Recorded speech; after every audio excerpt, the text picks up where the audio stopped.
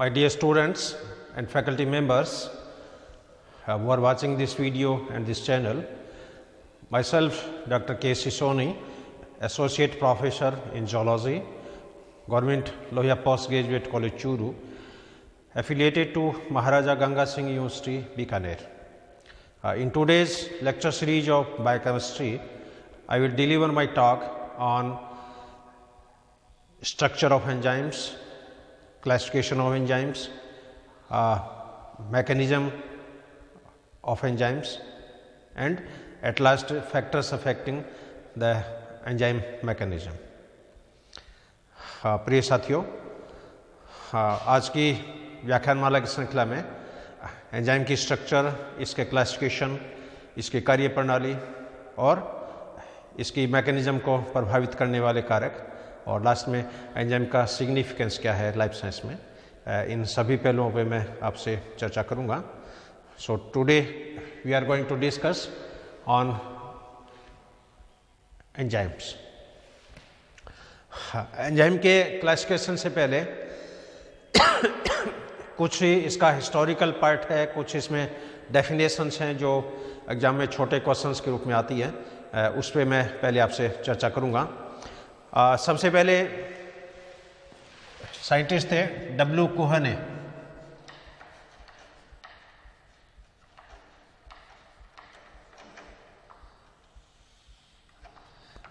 इन्होंने एंजाइम का सबसे पहले इंट्रोडक्शंस दिया था. First of all the scientist W Kuhne introduce about the enzymes, क्योंकि इनको पता था कि एंजाइम्स क्या होते हैं, एंजाइम की कैटालिटिक प्रॉपर्टीज़ क्या होती है. तो सबसे पहले एंजाइम का जो सामान्य जो परिचय है, नॉर्मल इंट्रोडक्शंस हैं, वो डब्ल्यू कोहने ने दिया. इसके बाद में एक साइंटिस्ट और थे बर्जीलियस. इन्होंने एंजाइम की परिभाषा दी. Enzyme proposed the definition of enzyme. Enzyme की इन्होंने परिभाषा प्रतिपादित की है. इसके बाद में एक साइंटिस्ट और आए, समनर.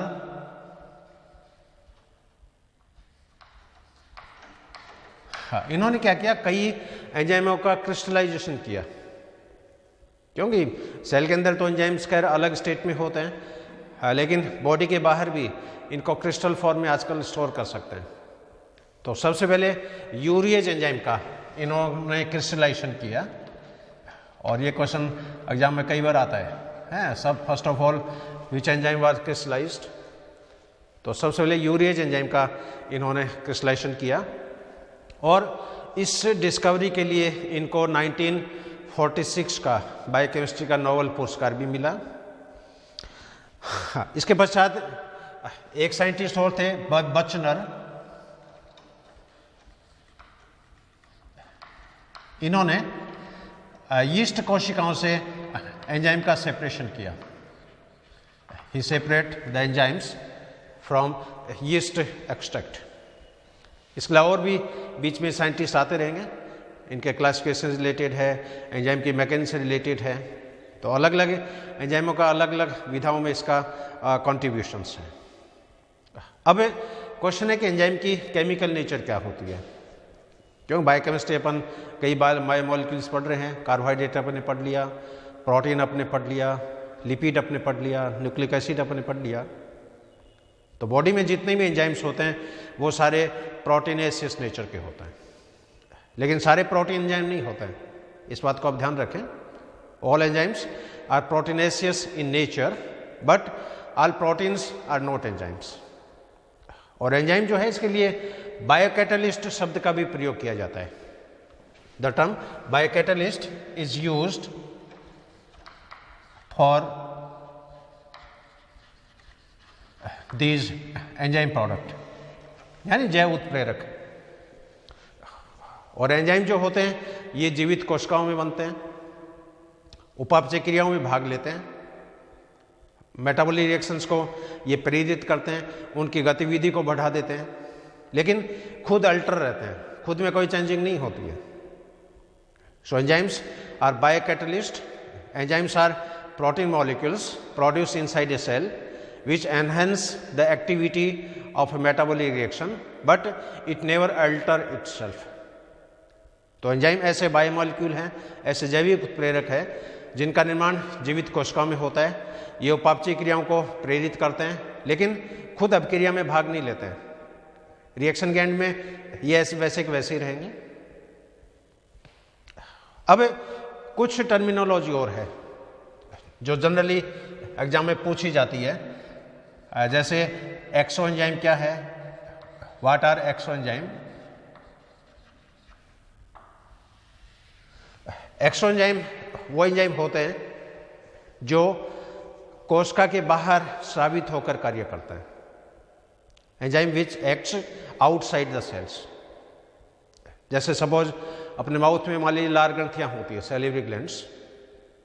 अब सैलिवरी ग्लैंड के एंजाइम सलाइवा के द्वारा माउथ में आ जाते हैं और स्लार के अंदर टाइलिन एंजाइम होता है, सैलिवरी एमाइलेज एंजाइम होता है। अब ये सैलिवरी एमाइलेज है, ये एक तरह का एक्सोएंजाइम है क्योंकि सेल के बाहर ये स्रावित हो गया और सेल के बाहर ये फंक्शंस परफॉर्म कर रहा है, इसलिए इनको एक्सोएंजाइम का नाम दिया है। हाँ, एक टर्म और होता है इसमें, एंडोएंजाइम।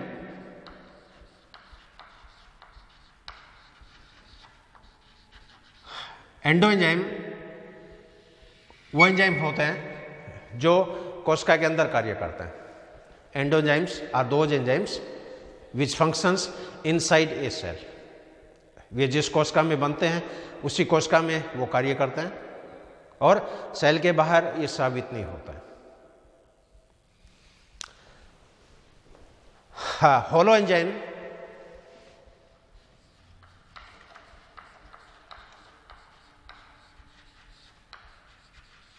है, होलो कर लो कंप्लीट। कंप्लीट एंजाइम्स को होलो एंजाइम भी बोलते हैं क्योंकि एंजाइम है वो प्योरली प्रोटीनेशियस नहीं है, इसके साथ में इसमें प्रोस्थेटिक ग्रुप भी जुड़ा रहता है और प्रोस्थेटिक ग्रुप है वो इनऑर्गेनिक फॉर्म में भी हो सकता है, ऑर्गेनिक फॉर्म में भी हो सकता है। तो कंप्लीट एंजाइम जो होता है इसको होलो एंजाइम बोलते हैं। और एक होलो एंजाइम के दो भाग होते हैं। One holoenzyme is made up of two part. इसमें जो भाग प्योरली प्रोटीनेशियस है इसको तो एपोएंजाइम के नाम से जाना जाता है और जो पार्ट नॉन प्रोटीनेशियस हैं इसको प्रोस्थेटिक ग्रुप के रूप में जाना जाता है।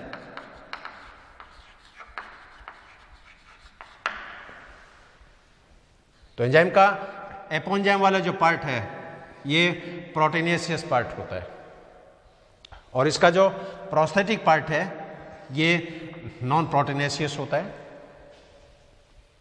अब प्रोस्थेटिक ग्रुप जो है ये भी दो टाइप के हो सकते हैं, एक तो को फैक्टर के रूप में, एक कोएंजाइम के रूप में। जब प्रोस्थेटिक ग्रुप इनऑर्गेनिक नेचर का हो, अकार्बनिक प्रकृति का हो, तो इसको कोफैक्टर के नाम से संबोधित करेंगे। यदि प्रोस्थेटिक समूह कार्बनिक प्रकृति का हो तो इसको कोएंजाइम के नाम से संबोधित करेंगे। और जितने भी कोफैक्टर्स होते हैं वो जनरली मेटल्स होते हैं, जैसे कॉपर हो गया, जिंक हो गया, मैग्नीज हो गई, आयरन हो गया। और कोएंजाइम जो होते हैं ये कार्बनिक प्रकृति के होते हैं। इसमें जैसे FAD होता है, FMN होता है, NADP होता है, यूबिक्विनोन होता है, कोएंजाइम Q होता है। तो कुल मिला के एक कंप्लीट जो एंजाइम होता है वो होलो एंजाइम के नाम से जाना जाएगा। और होलो एंजाइम के दो पार्ट हो गए, proteinaceous part it is called as apoenzyme and non proteinaceous part it is called as prosthetic group. When prosthetic group is inorganic in nature, then it is called as cofactor, and when it is organic in nature, it is called as coenzymes. तो ये कुछ important terms हैं इसमें। इसके अलावा enzyme जिन पदार्थों पर काम करता है उन पदार्थों को सबस्ट्रेट के नाम से संबोधित किया जाएगा। Substrate is that molecule or that substance on which an enzyme is act. यानी सबस्ट्रेट वो मॉलिक्यूल है, वो पदार्थ है जिस पर एंजाइम कार्य करता है। और सबस्ट्रेट कोई भी मॉलिक्यूल हो सकता है। सबस्ट्रेट कार्बोहाइड्रेट भी हो सकता है, सबस्ट्रेट प्रोटीन भी हो सकता है, सबस्ट्रेट फैट भी हो सकता है, सबस्ट्रेट आपके न्यूक्लिक एसिड्स भी हो सकते हैं। तो बॉडी में कोई भी फूड स्टॉक हो, सबका डाइजेशन होगा, सबका मेटाबॉलिज्म होगा। तो जिन पदार्थों के ऊपर एंजाइम कार्य करता है वो पदार्थ सबस्ट्रेट के नाम से जाने जाते हैं। And product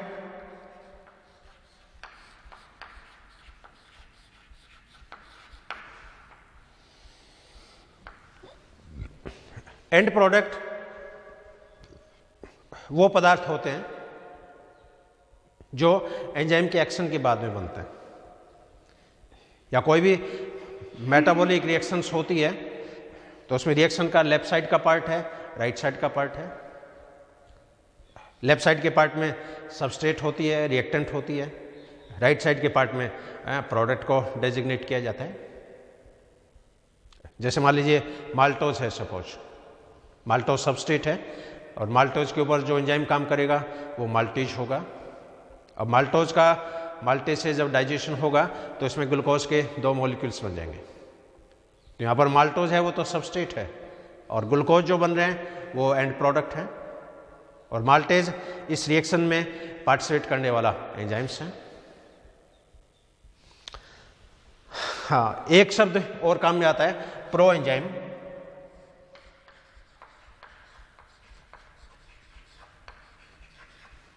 pro enzyme, pro का मतलब प्रीकर्सर। हाँ, अब बॉडी में कई एंजाइम ऐसे हैं जो निष्क्रिय रूप में बनते हैं, कई प्रोटीन ऐसे हैं जो निष्क्रिय रूप में बनते हैं, क्योंकि इनके अंदर कुछ नॉनसेंस एमिनो एसिड्स होते हैं, कुछ नॉनसेंस इसमें लीडर श्रृंखलाएं होती है। उन नॉनसेंस एमिनो एसिड को जब रिमूव कर दिया जाएगा उसके बाद में ये एंजाइम एक्टिव हो जाता है। फॉर एग्जाम्पल, ट्रिप्सिनोजन का ट्रिप्सिन में रूपांतरण। ट्रिप्सिनोजन है ये निष्क्रिय रूप है और एक्टिव होने के बाद में ये ट्रिप्सिन में कन्वर्ट हो जाएगा। इसी तरह पेप्सिनोजन का पेप्सिन में रूपांतरण। पेप्सिनोजन निष्क्रिय होता है और ये सक्रिय होने के बाद में पेप्सिन में कन्वर्ट हो जाता है। काइमोट्रिप्सिनोजन ये भी एक्टिव होने के बाद में काइमोट्रिप्सिस में कन्वर्ट हो जाता है। कई हार्मोन्स भी हैं, जैसे प्री प्रो इंसुलिन। अग्नाशय में जब हार्मोन बनता है तो ये प्री प्रो इंसुलिन के रूप में बनता है। इसका प्री पार्ट हटेगा, ये प्रो इंसुलिन में कन्वर्ट होगा। प्रो पार्ट हटेगा, ये इंसुलिन में कन्वर्ट होगा। तो 2 बार इस प्रोटीन की ट्रिमिंग होती है, 2 बार इसकी प्रोसेसिंग होती है। तो जो एंजाइम निष्क्रिय रूप में बनते हैं वो एंजाइम प्रो एंजाइम के नाम से जाने जाते हैं। जैसे ट्रिप्सिनोजन है, पेप्सिनोजन है, काइमोट्रिप्सिनोजन है और ये एक्टिव होने के बाद में सक्रिय हो जाएंगे। पेप्सिनोजन पेप्सिन में बदल जाएगा, काइमोट्रिप्सिनोजन काइमोट्रिप्सिन में बदल जाएगा, ट्रिप्सिनोजन ट्रिप्सिन में बदल जाएगा। तो ये कुछ कॉमन डेफिनेशंस हैं। अब इनकी जो नोमेनक्लेचर का जो तरीका है, क्लासिफिकेशंस का, ये काफ़ी इंटरेस्टिंग है और इसके नोमेनक्लेचर के कई तरीके हैं। सबसे हाईली एक्सेप्टेड है वो तो ये इंटरनेशनल यूनियन बायोकेमिस्ट्री का क्लासिफिकेशन है, इसको मैं आपसे चर्चा करूंगा। लेकिन इससे पहले जो ट्रेडिशनल सिस्टम में यूज है, कई बार तो क्या होता है कि जिस सबस्ट्रेट में एंजाइम काम करता है उस सबस्ट्रेट के अंत में एज शब्द लगा देते हैं, वो एंजाइम का नाम हो जाता है। जैसे माल्टोज पर काम करने वाला एंजाइम माल्टेज हो गया, सुक्रोज पर काम करने वाला एंजाइम सुक्रेज हो गया, लैक्टोज पर काम करने वाला एंजाइम लैक्टेज हो गया। तो सबस्ट्रेट के एंड में एज शब्द लगा देते हैं और वो एंजाइम का नोमेनक्लेचर हो जाता है। तो एक तो ये तरीका है, लेकिन ये जो तरीका है ये सारे मॉलिक्यूल्स पे एप्लीकेबल नहीं है। केवल कुछ पॉपुलर मॉलिक्यूल है जिनको अपन जनरल स्टडी में पढ़ते भी हैं और अपनी जुबान पे भी हैं। कई बार पुराने रेट्राइवल नाम भी चले आ रहे हैं। अब लार में जैसे एंजाइम है इसको टाइलिन बोलते हैं, टाइलिन। अब टाइलिन है, ये पुराना शब्द है, काफ़ी पॉपुलर है, और आप किसी भी किताब में देख लो, 8वीं की किताब, 10वीं किताब, सब में टाइलिन शब्द ही मिलेगा। लेकिन वर्तमान में इस टाइलिन को सैलिवरी एमाइलेज बोलते हैं। एमाइलेज लार के अंदर भी है, एमाइलेज आमाशय में भी बनता है, एमाइलेज इंटेस्टाइन में भी बनता है, नेचर सबकी सेम है, लेकिन नॉमेनक्लेचर अलग अलग है। माउथ में जो एमाइलेज है उसको सैलिवरी एमाइलेज बोलेंगे, आमाशय में जो एमाइलेज है उसको गैस्ट्रिक एमाइलेज बोलेंगे, इंटेस्टाइन में जो बन रहा है उसको इंटेस्टिनल एमाइलेज बोलेंगे, डिओडेनम में बन रहा है उसको डिओडिनल एमाइलेज बोलेंगे।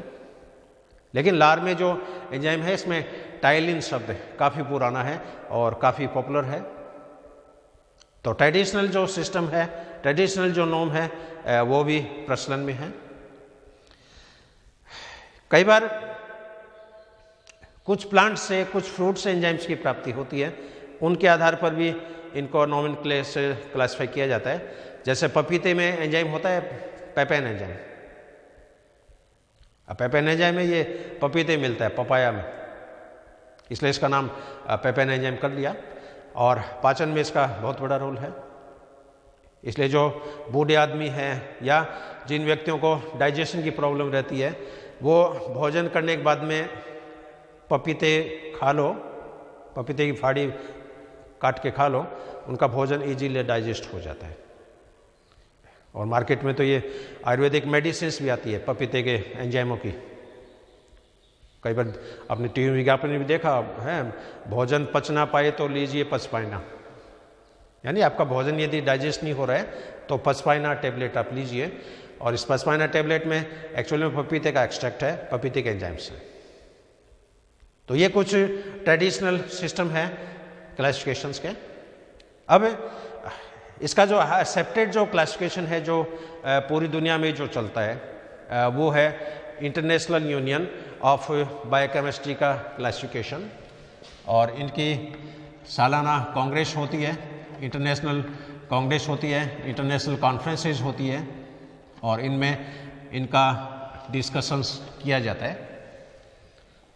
और वर्तमान में हजारों की संख्या में एंजाइम्स हैं, क्योंकि पूरी दुनिया के अंदर कितने प्लांट्स हैं, कितने एनिमल्स हैं, सबकी फीडिंग चॉइस अलग अलग है, फीडिंग हैबिट अलग अलग है, और हर एनिमल्स में, हर प्लांट में अलग अलग तरह के एंजाइम्स पाए जाएंगे।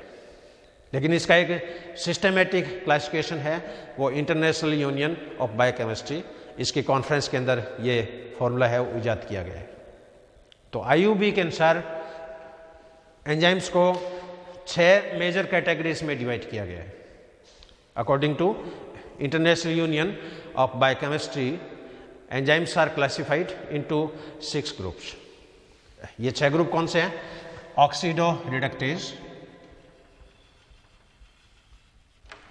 ये जो एंजाइम होंगे ये ऑक्सीकरण अपचयन की जो रिएक्शंस होती है, ऑक्सीडेशन रिडक्शन की जो रिएक्शंस होती है, उसमें ये पार्टिसिपेट करता है। ट्रांसफेरेज,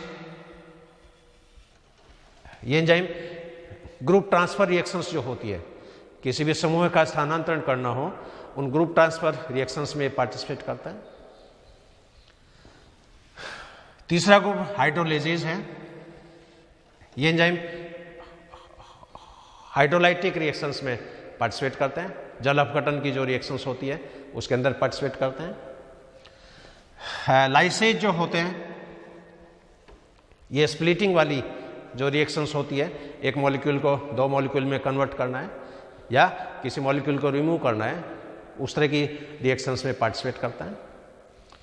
आइसोमेरेज जो होते हैं, इन एंजाइम के एक्शन से आइसोमर की फॉर्मेशन होती है, यानी इन रिएक्शन के लेफ्ट साइड के जो मॉलिक्यूल हैं वो राइट साइड के मॉलिक्यूल एक दूसरे के आइसोमर्स हैं,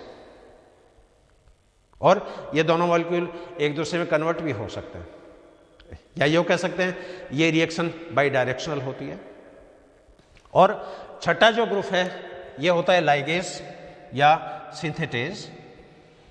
ये एंजाइम संश्लेषण अभिक्रियाएं जो होती है, सिंथेटिक रिएक्शंस जो होती है, कोई मॉलिक्यूल को जोड़ने को जो रिएक्शंस होती है, उसके अंदर ये पार्टिसिपेट करता है।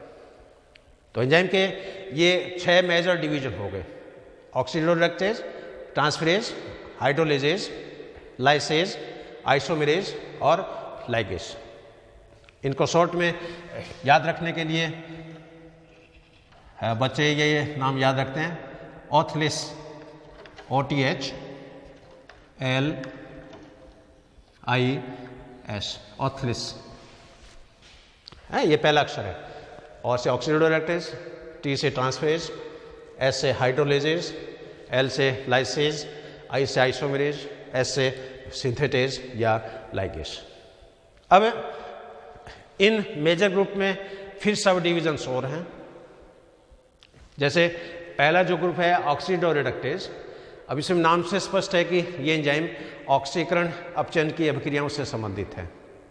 They are related with the oxidation and reduction reactions.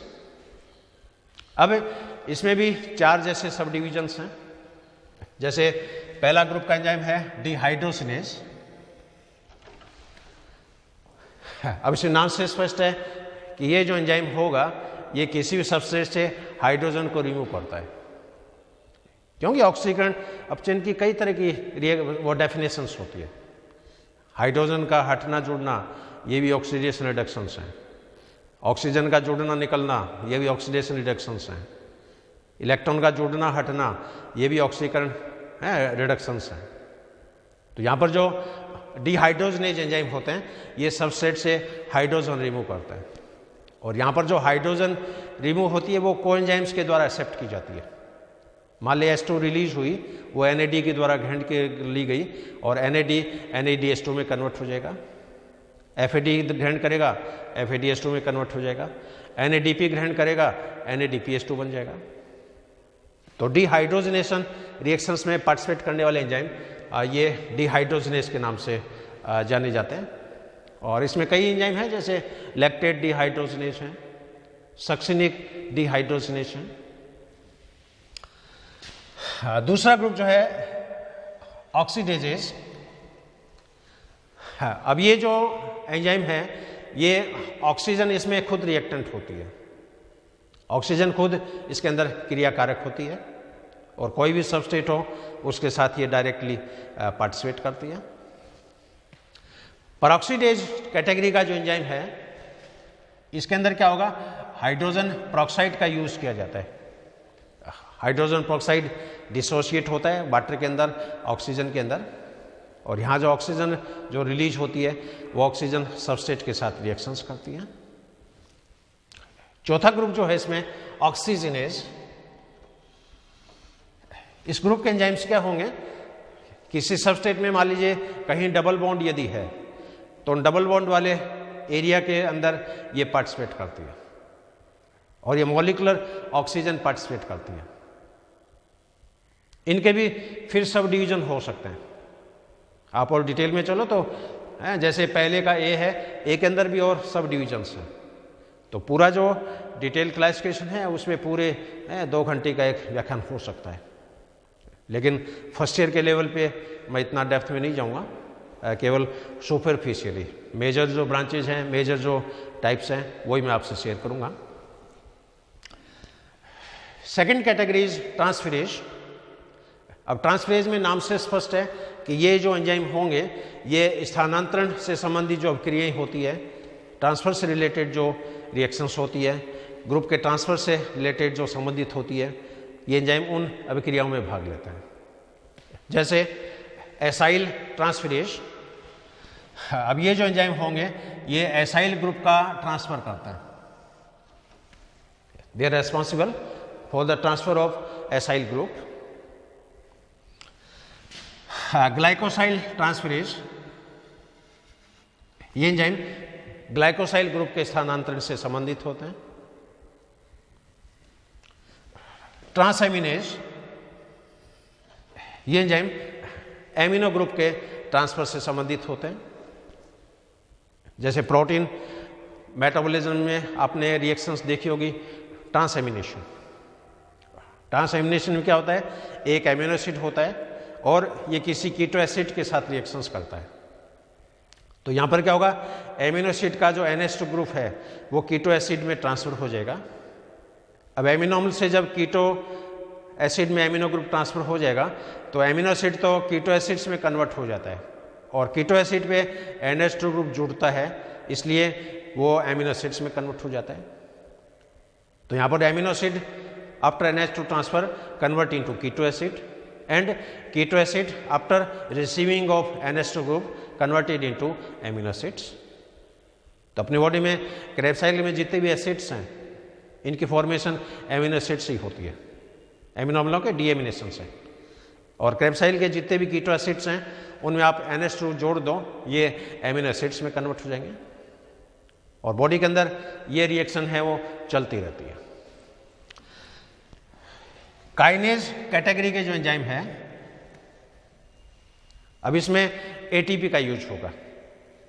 Kinase शब्द जहां भी आएगा वहां पर आप ध्यान रखें, या तो वहां पर एटीपी का कंजप्शन हो रहा है या एटीपी का प्रोडक्शन हो रहा है। जैसे ग्लाइकोलाइसिस में पहली रिएक्शन आपके यदि याद हो तो ग्लाइकोलाइसिस में क्या होता है कि ग्लूकोज होता है सबसे पहला मॉलिक्यूल, और ये ग्लूकोज कन्वर्ट होता है ग्लूकोज 6 फॉस्फेट में। अब ग्लूकोज कन्वर्ट हो रहा है ग्लूकोज 6 फॉस्फेट में। अब इसमें फॉस्फेट कहाँ से आया? ये एटीपी से आता है। तो इस रिएक्शन में क्या होगा? एटीपी एडीपी में कन्वर्ट होती है और एटीपी से जो फॉस्फेट ग्रुप निकलता है वो ग्लूकोज के छठे कार्बन के साथ जुड़ जाता है। इसलिए इस रिएक्शन में जो एंजाइम होगा उसको ग्लूकोकाइनेज बोलेंगे, क्योंकि ग्लूकोज इसके अंदर सबस्ट्रेट है। यदि फ्रुक्टोज होता है तो उसको फ्रुक्टोकाइनेज बोलते हैं। ग्लूकोज में 6 कार्बन होते हैं इसलिए इसको हेक्सोकाइनेज भी बोलते हैं। तो नोमेनक्लेचर का तरीका कैसे भी हो सकता है। तीसरा जो ग्रुप है हाइड्रोलेजेस। अब हाइड्रोलेजेस जो है ये हाइड्रोलाइसिस से संबंधित है, एक तरह से पाचन से संबंधित है, जल अपघटन से संबंधित है। और अपनी बॉडी के अंदर जितने भी मॉलिक्यूल हैं, कार्बोहाइड्रेट हों, चाहे प्रोटीन्स हों, चाहे न्यूक्लिक एसिड्स हों, चाहे लिपिड्स हों, सभी का जल अपघटन होता है। तो यहाँ पर जो एंजाइम प्रोटीन का हाइड्रोलाइसिस करते हैं वो प्रोटीजेज के नाम से जाने जाते हैं। जो वसाओं का पाचन करते हैं, न्यूक्लिक एसिड का पाचन करते हैं, वो एस्ट्रेजेज के नाम से जाने जाते हैं, क्योंकि एस्टर बॉन्ड वसाओं में भी होता है, एस्टर बॉन्ड डीएनए में भी होता है। वहाँ पर 3,5 फॉस्फोडाई एस्टर बॉन्ड है, आपको यदि डीएनए की स्ट्रक्चर यदि याद हो। और कार्बोहाइड्रेट का पाचन करने वाले एंजाइम्स ये कार्बोहाइड्रेट्स के नाम से जाने जाते हैं। अब यहाँ पर प्रोटीजेज जो है, ये प्रोटीजेज ये मान लीजिए प्रोटीन को एक्सटर्नल एंड से यदि डाइजेस्ट कर रहे हैं तो इस एंजाइम्स की नोमेनक्लेचर होगी exopeptidase. If the enzymes are used for the splitting of terminal ends, then these are called as exopeptidase। और ये एंजाइम यदि प्रोटीन को बीच में से डाइजेस्ट करते हैं तो एंजाइम का नाम होगा एंडोपेप्टिडेज।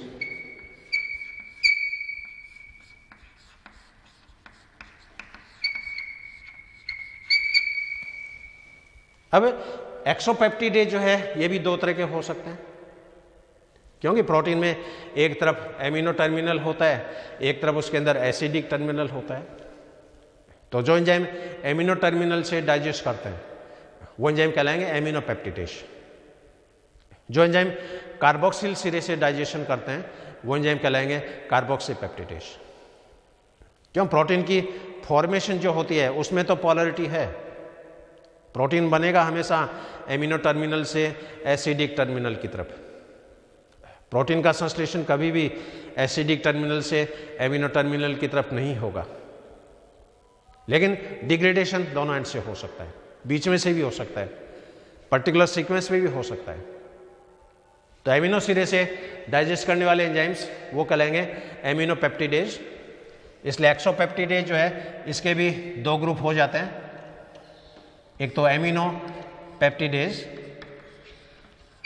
ये जो एंजाइम होंगे ये प्रोटीन को एमिनो टर्मिनल की तरफ से डाइजेस्ट करेंगे।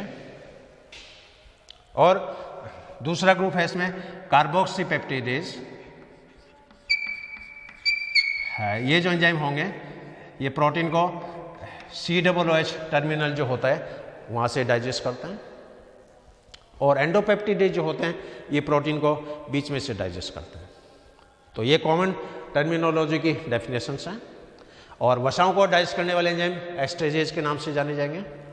इसी तरह कार्बोहाइड्रेट का पाचन करने वाले एंजाइम कार्बोहाइड्रेजेज के नाम से जाने जाएंगे। नेक्स्ट ग्रुप है इसमें लाइसेज। लाइसेज विखंडन, लाइसिस। इसमें भी 3 मेजर डिवीजन है, हाइड्रोलेजेज, हाइड्रेजेज, एल्डोलेज, डी कार्बोक्सिलेज। ये काफ़ी पॉपुलर एंजाइम्स हैं और आपने ग्लाइकोलाइसिस में क्रेब्स साइकिल के दौरान हैं इन एंजाइमों के नाम आप जनरली सुनते हो। जैसे यहाँ पर एल्डोलेज जो है, एल्डोल क्लीवेज। अब ग्लाइकोलाइसिस में जैसे पहली रिएक्शन में ग्लूकोज 6 फास्फेट में कन्वर्ट होता है, सेकेंड स्टेप में ग्लूकोज 6 फास्फेट फ्रुक्टोज 6 फास्फेट में कन्वर्ट होता है, थर्ड स्टेप में फ्रुक्टोज 6 फास्फेट फ्रुक्टोज 1,6 डाइफॉस्फेट में कन्वर्ट होता है। अब इस फ्रुक्टोज 1,6 डाइफॉस्फेट का तीसरे और चौथे कार्बन के बीच में स्प्लिटिंग होती है, उसको एल्डोल क्लीवेज बोलते हैं। और वहाँ पर जो एंजाइम प्रयुक्त होगा वो एल्डोलेज के नाम से जाना जाएगा। और फ्रुक्टोज 1,6 डाइफॉस्फेट जब टूटेगा तो 3 कार्बन के 2 मॉलिक्यूल यहाँ पर बनते हैं।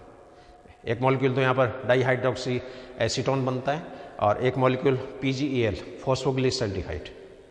अब यहाँ पर डाईहाइड्रोक्सी एसीटोन फॉस्फेट और फॉस्फोग्लिसरल्डिहाइड ये दोनों एक दूसरे के समावयव हैं, दोनों एक दूसरे में कन्वर्ट हो सकते हैं।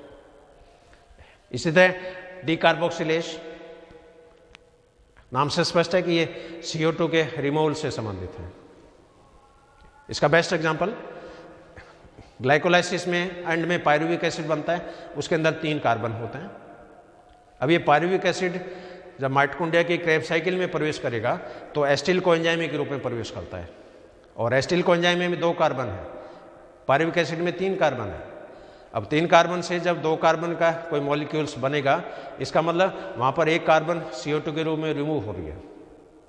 तो पायरुविक एसिड का एस्टिल कोएंजाइम में जो रूपांतरण है वो एक तरह से डीकार्बोक्सिलेशन की प्रक्रिया है। 5वां ग्रुप इसमें होता है आइसोमेरेज। आइसोमेरेज में नाम से स्पष्ट है ये समावयव अभिक्रियाओं से संबंधित हैं। ये एंजाइम जनरली बाई डायरेक्शनल होते हैं, दोनों तरह की अभिक्रियाओं को ये कंट्रोल करते हैं और बॉडी में सैकड़ों तरह के आइसोमेरेज एंजाइम हैं। जैसे ग्लूकोज 6 फॉस्फेट का फ्रुक्टोज 6 फास्फेट में रूपांतरण यहाँ पर आइसोमेरेज एंजाइम काम में आ रहे हैं। डाईहाइड्रोक्सी एस्टोन फॉस्फेट का फॉस्फोग्लिसरल्डिहाइड में रूपांतरण ये आइसोमेरेज से होता है। तो isomerase are those enzymes which are responsible for the productions of isomer molecules. और लास्ट जो ग्रुप है दैट इज लाइगेज या सिंथेटेज। इसके अंदर क्या होता है, 2 मॉलिक्यूल्स को आपस में जोड़ा जाता है, जोड़ने की परिघटना है, इसमें संश्लेषण होता है। मान लीजिए एमिनो एसिड से प्रोटीन भी यदि बन रहा है पेप्टाइड बॉन्ड की फॉर्मेशंस के द्वारा, तो वहाँ पर लाइगेज एंजाइम का यूज हो रहा है। 2 ग्लूकोज के मॉलिक्यूल के मिलने से माल्टोज का निर्माण हो रहा है तो यहाँ पर लाइगेज एंजाइम का यूज हो रहा है। तो ये एक ब्रीफ क्लासिफिकेशन है एंजाइम्स का और ये classification international Union of biochemistry के द्वारा प्रपोज किया गया है। और ये क्लासिफिकेशन है डिटेल में है वैसे, और मार्केट में जो एंजाइम आते हैं, लेबोरेटरी में जो इनके जो डब्बे होते हैं एंजाइम में, उनमें कॉड वर्ड लिखा होता है। जैसे मान लीजिए सपोज मान लीजिए LDH एंजाइम है सपोज। अब LDH अपने को पता है पहला ग्रुप है, पहले ग्रुप में A ग्रुप है, तो इसका क्लासिफिकेशन में क्या होगा है, जैसे पहला ग्रुप है उस डब्बे के ऊपर सबसे पहले 1 लिखा होगा, इसका मतलब एंजाइम पहले ग्रुप का है। फिर मान लीजिए A लिखा हुआ है सपोज, इसका मतलब पहले ग्रुप में A सब ग्रुप है उसका एंजाइम्स है। अब इस A के अंदर भी फर्दर सब टाइप्स हो सकती है, जैसे फर्स्ट A1, इसका मतलब ये एंजाइम पहले ग्रुप का है, A सब ग्रुप का है और A सब ग्रुप में भी ये फर्स्ट कैटेगरी का है। और उसके बाद में ब्रैकेट में फिर उस एंजाइम का नोमेनक्लेचर होता है। तो ये इनके एक तरह से रिप्रेजेंटेशन का ये तरीका होता है। अब हिस्टोरिकल पार्ट हो गया, जनरल डेफिनेशंस हो गई, इसका ब्रीफ क्लासिफिकेशंस हो गया। अब आते हैं एंजाइम की एक्शन पे, एंजाइम की कार्य प्रणाली कैसी है, एंजाइम की मैकेनिज्म कैसी है, एंजाइम कैसे काम करता है, इनको प्रभावित करने वाले कारक कौन कौन से हैं, एंजाइम के साथ किन किन के साथ कंपटीशन होता है। तो एंजाइम की जो मैकेनिज्म जो है उस पर मैं आपसे चर्चा करूँगा।